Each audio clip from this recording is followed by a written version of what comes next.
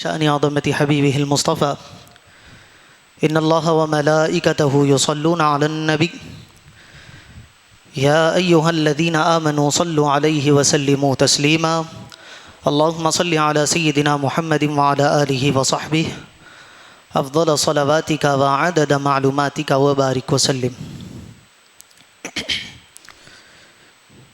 شاہ است حسین بادشاہ است حسین دین است حسین دی پناہ است حسین سرداد نہ داد دست در دست یزید حقا کے بنا لا الہ است حسین. ابتدا ہر سال کی ہے آپ ہی کی یاد سے آپ ہی کا تذکرہ سب کی زباں پر یا حسین. معزز و مکرم حاضرین کرام و سامعین ذوی الاحترام، ابھی میں نے خطبہ مسنونہ میں جس آیے مبارکہ کی تلاوت کا شرف حاصل کیا، اللہ تبارک و تعالی کلام مقدس میں ارشاد فرماتا ہے کہ اے حبیب صلی اللہ علیہ وسلم، آپ فرما دیجئے کہ اگر صحیح علم آنے کے بعد بھی لوگ حضرت عیسیٰ علیہ السلام کے متعلق آپ سے گفتگو کرتے ہیں تو ان کو دعوت دیجئے کہ وہ اپنے آپ کو، اپنی اولاد کو، اپنی عورتوں کو لے کر مباہلے کے لیے تشریف لائے، اور جو اللہ تعالیٰ جو سچا ہوگا اللہ تعالیٰ اس کو کامیابی و کامرانی سے سرفراز فرمائے گا، اور جو جھوٹا ہوگا اللہ تعالیٰ اس پر لعنت فرمائے گا. یہ آیت مبارکہ کا پس منظر میں آگے چل کر آپ کو سناؤں گا، لیکن آج 8 محرم الحرام، 2 دن کے بعد 10 محرم الحرام یوم عاشوراء کا دن ہے. یوم عاشوراء کا دن ابتدا ہی سے عظمت اور فضیلت والا دن رہا ہے. حضرت آدم علیہ السلام سے اس کی تاریخ ہے تو نبی آخر الزمان صلی اللہ علیہ وسلم تک کئی ادوار میں الگ الگ مراحل میں الگ الگ واقعات اس میں رونما ہوتے رہے. حضرت آدم علیہ السلام کو اللہ تعالیٰ نے جنت سے زمین پر بھیج دیا. کئی سو سال تک حضرت آدم علیہ السلام توبہ کرتے رہے، اللہ کی بارگاہ میں معافی اور استغاثہ کرتے رہے. اللہ تعالیٰ نے جب رسول پاک علیہ السلام کے وسیلے سے حضرت آدم کی دعا قبول فرمائی تو وہ دن 10 محرم الحرام کا دن تھا. حضرت نوح علیہ السلام کی کشتی کو جو کنارے پر لگایا گیا، ساری دنیا میں پانی ہی پانی بھر گیا تھا، اس وقت حضرت نوح کی جو کشتی کنارے پر لگی وہ 10 محرم کا دن تھا. حضرت موسیٰ کو فرعون سے نجات ملنے والا دن 10 محرم کا دن تھا. حضرت ایوب علیہ السلام کو مچھلی کے پیٹ سے نکالا گیا، وہ بھی 10 محرم الحرام کا دن تھا. بہرحال بہت سارے واقعات 10 محرم الحرام کے دن رونما ہوئے، اور قیامت کا دن بھی 10 محرم الحرام ہی کو قائم ہوگا. 10 محرم الحرام ہی کے دن جمعہ کا دن ہوگا. اللہ تعالیٰ حضرت اسرافیل کو حکم دیں گے، وہ سور پھونکیں گے اور ساری دنیا تہس نہس ہو جائے گی.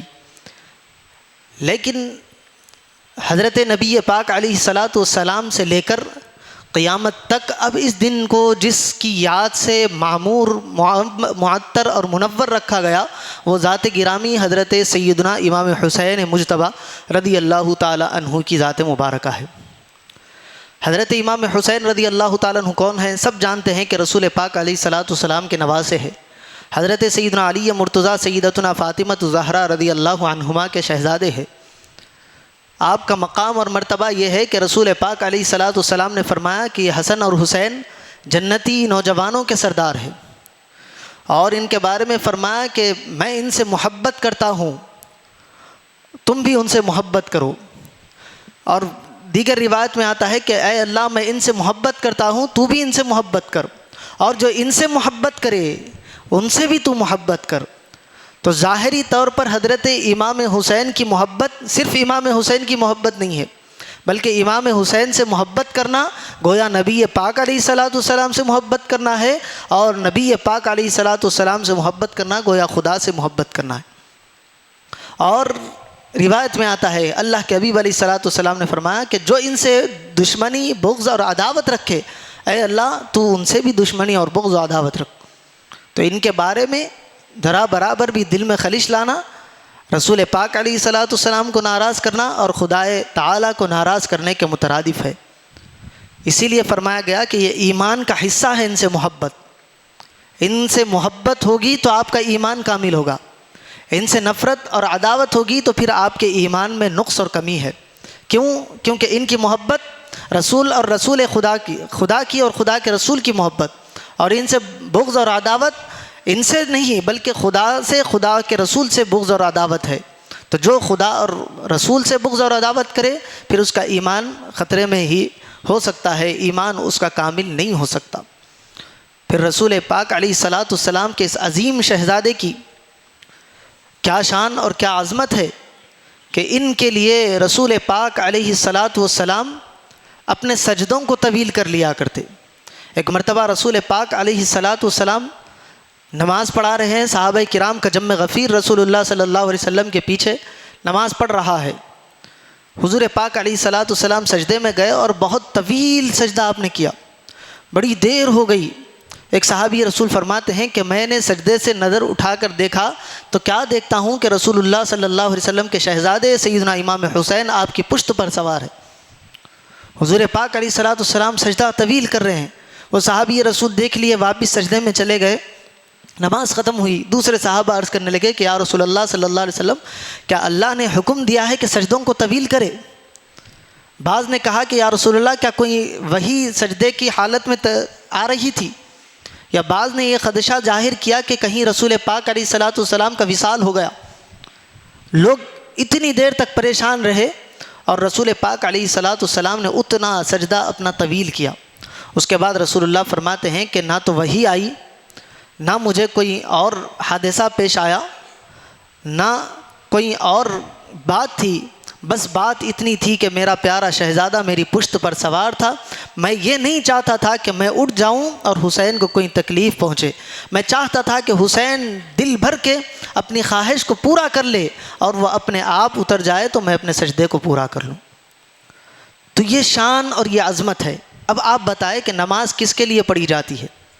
نماز خدا کے لیے پڑھی جاتی ہے، اور نماز میں کس کی طرف متوجہ ہونے کا حکم ہے؟ ہم نماز میں کھڑے ہوتے ہیں تو کیا پڑھتے ہیں؟ انی وجہت وجہی للذی فطر السماوات والارض حنیفا، میں نے اپنا چہرہ اس ذات کی طرف کیا جو زمین و آسمان کا بنانے والا ہے۔ وما انا من المشرکین، میں شرک کرنے والوں میں سے نہیں ہوں۔ ہم یہ اقرار کرتے ہوئے نماز کا آغاز کرتے ہیں، لیکن وہ نماز جو خالص خدا کے لیے ہے، جس نماز میں خالص خدا کا ذکر ہوتا ہے، اس نماز کے اندر رسول پاک علیہ الصلاۃ والسلام اپنے پشت پر سیدنا امام حسین کو بٹھا کر سجدے کو طویل کر رہے ہیں۔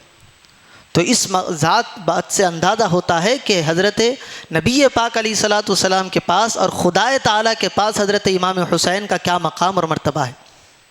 اور قربان جائے اس صحابی رسول پر جو اپنے سجدے سے سر کو اٹھا کر دیکھتے ہیں اور پھر اس کے بعد اپنی نماز کو مکمل کرتے ہیں۔ ہونا تو یہ چاہیے تھا کہ ادھر ادھر دیکھے تو نماز ٹوٹ جائے، لیکن جس ذات گرامی کو دیکھا جا رہا ہے وہ سیدنا امام حسین کی ذات ہے۔ اور صحابہ کا یہ طرز عمل بھی ہوتا تھا کہ صحابہ کرام نماز پڑھتے تو کبھی کبھی رسول پاک علیہ الصلاۃ والسلام کے چہرے انور کو دیکھتے تھے، اس سے ان کی نماز پر اثر نہیں پڑتا تھا۔ تو گویا بتلانا مقصود یہ ہے کہ جو دین کی اصل بیس ہے وہ رسول پاک علیہ الصلاۃ والسلام اور ان کی آل ہے۔ ان سے محبت ایمان میں، ابھی جو ابتدا میں بات کہی کہ یہ ایمان کی جڑ ہے، ان سے اگر بغض و عداوت ہوگا، ان سے محبت نہیں ہوگی تو یہ ساری آپ کی نمازیں، سارا آپ کا ایمان ضائع ہو جائے گا۔ تو صحابہ کرام کا طرز عمل، خود رسول پاک علیہ الصلاۃ والسلام کا ان سے محبت کا یہ انداز یہ بتا رہا ہے کہ دین میں حضرت امام حسن اور حضرت امام حسین کا کیا مقام اور مرتبہ ہے۔ ایک مرتبہ رسول پاک علیہ الصلاۃ والسلام ممبر پر جلوہ فرما ہے، خطبہ دے رہے ہیں۔ مسجد نبوی چھوٹی مسجد تھی اس وقت، اتنی بڑی مسجد آج تو پورا شہر مدینے کا اس مسجد نبوی کے اندر آ گیا۔ تو مسجد نبوی کے ممبر پر آپ جلوہ فرما ہے، خطبہ دے رہے ہیں۔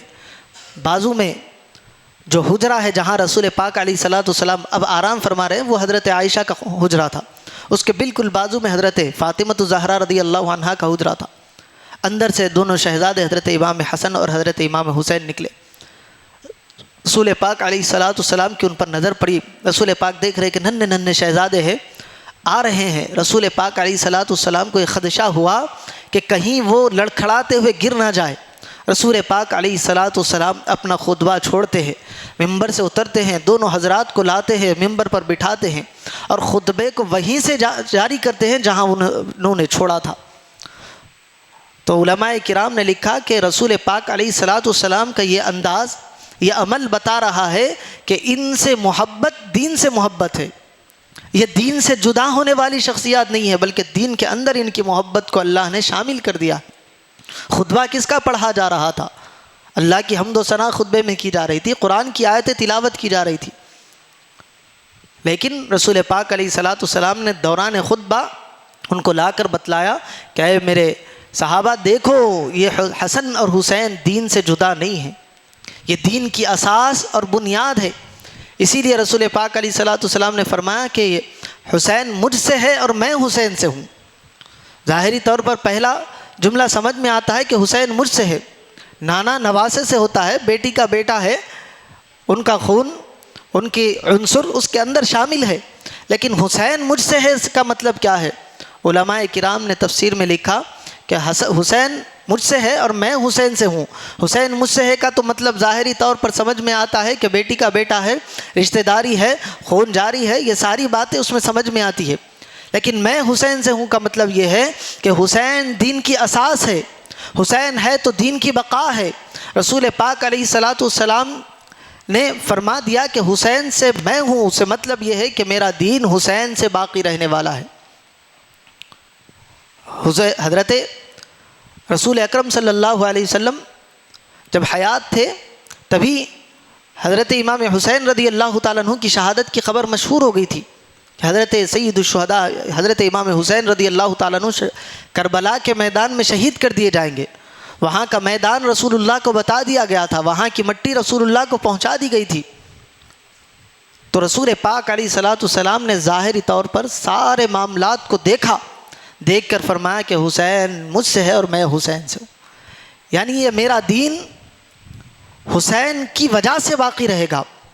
اور جس سن میں یہ کربلا کا سانحہ مارے کا پیش آیا، اس سے 1 سال پہلے والے ایام کے بارے میں رسول پاک علیہ الصلاۃ والسلام ان سالوں سے پناہ مانگا کرتے تھے کہ میں 60 ہجری سے اللہ کی پناہ مانگتا ہوں۔ صحابہ کرام پوچھتے کہ 60 ہجری میں کیا ہونے والا ہے؟ فرماتے ہیں کہ مار کاٹ والی حکومت قائم ہو جائے گی، نظام درہم برہم ہو جائے گا۔ حضرت سیدنا ابو ہریرہ دعا فرمایا کرتے تھے کہ مولا کریم مجھ کو 60 ہجری سے پہلے موت دے دے، اور اللہ نے ان کی دعا کو قبول کیا۔ 59 ہجری میں حضرت سیدنا ابو ہریرہ رضی اللہ عنہ کا وصال ہوا۔ 61 ہجری میں یہ عظیم کرب و بلا کا معرکہ پیش آیا، جس میں حضرت سیدنا امام حسین رضی اللہ تعالیٰ عنہ صبر و استقامت کا پیکر بن کر کھڑے رہے۔ اپنی شجاعت و بہادری کے جوہر انہوں نے دکھائے، اور کس لیے دکھائے؟ اپنی ذاتی مفاد کے لیے نہیں، بلکہ رسول پاک علیہ الصلاۃ والسلام کے دین متین کو بچانے کے لیے آپ نے اپنی شہادت پیش کی۔ شہید ہوئے کیوں ہوئے؟ کہ یزید جب تخت پر بیٹھا تو یزید نے نظام اسلام کو درہم برہم کر دیا تھا، ساری اسلامی شعائر کو اس نے توڑ کر رکھ دیا تھا، ہر حلال چیز کو حرام اور حرام کو حلال کر دیا تھا، شراب عام ہو گئی تھی، زنا عام ہو گیا تھا، مسجدوں کو توڑا جا رہا تھا۔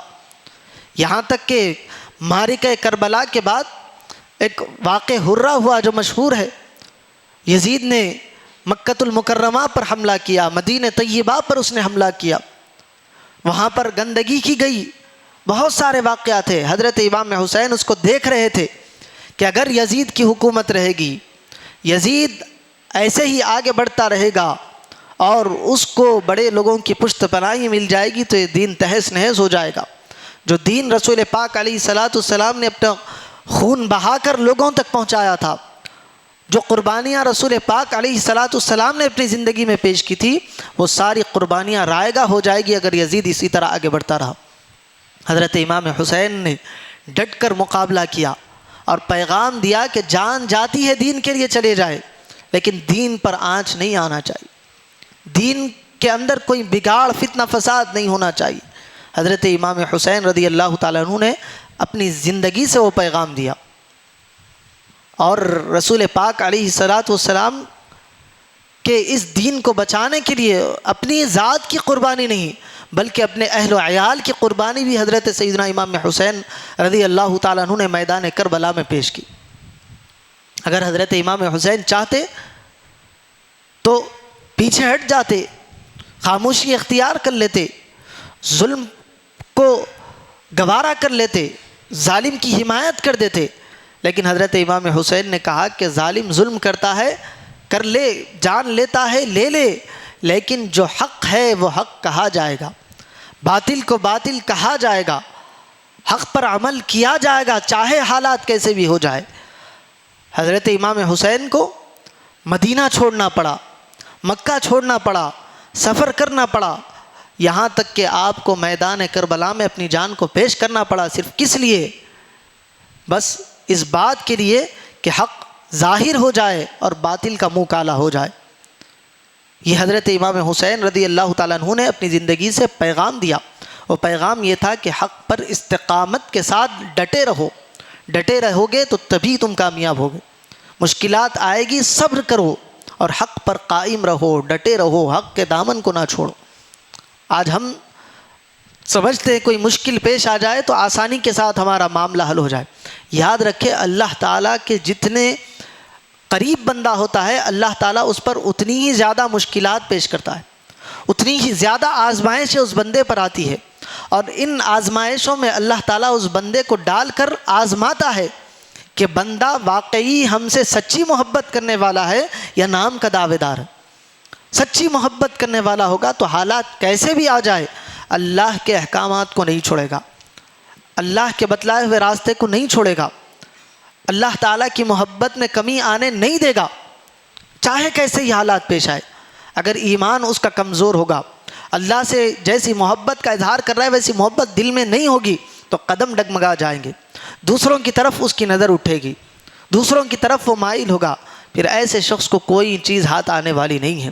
اگر بندہ صبر و استقامت کے ساتھ ڈٹے رہے، اللہ فرماتا ہے ان اللہ مع الصابرین، ہم صبر کرنے والوں کے ساتھ ہوتے ہیں، اللہ تعالیٰ کی مدد بھی پھر اس کے شامل حال ہو جاتی ہے۔ وہی مدد حضرت سیدنا امام حسین رضی اللہ تعالیٰ عنہ کے ساتھ بھی تھی۔ حضرت امام حسین کے ساتھ کئی کرامتیں میدان کرب و بلا میں ظاہر ہوئی۔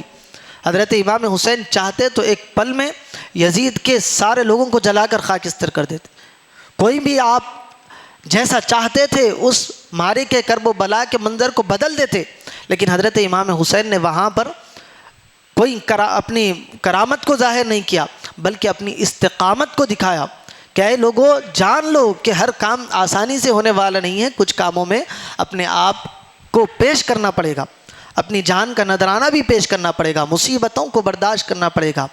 یہ حضرت سیدنا امام حسین کی ذات اور ان کی زندگی ہم کو پیغام دیتی ہے کہ حالات ہر وقت ایک جیسے نہیں ہوتے، حالات بدلتے رہتے ہیں، زمانہ بدلتا ہے، حالات بدلتے ہیں، لیکن زمانہ بدلے یا حالات بدلے، حالات خوشگوار ہو یا حالات آپ کے مخالف ہو جائے، آپ کی ذات کے سامنے صرف ایک ہی ذات ہونی چاہیے، وہ رب قدیر کی ذات ہے، اسی کی طرف آپ کو لو لگائے رکھنا ہے، اسی کے احکام پہ آپ کو عمل کرنا ہے اور اسی کو راضی کرنے کی آپ کو کوشش کرنا ہے، اس کی ناراضگی سے اپنے آپ کو بچانا ہے۔